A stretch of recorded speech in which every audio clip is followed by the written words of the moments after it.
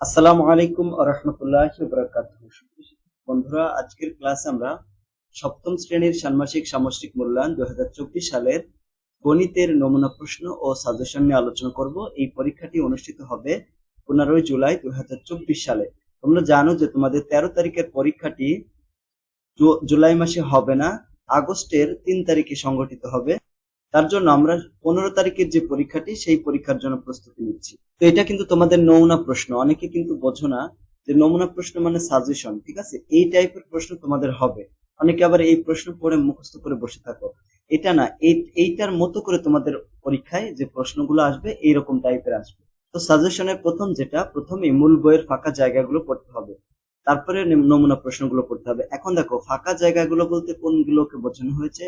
তোমরা যখন শিক্ষণকালীন মূল্যায়ন ছিল তোমাদের ক্লাসে, তোমাদের স্যাররা একক কাজ, দলীয় কাজ, বিভিন্ন পৃষ্ঠায় কাজগুলো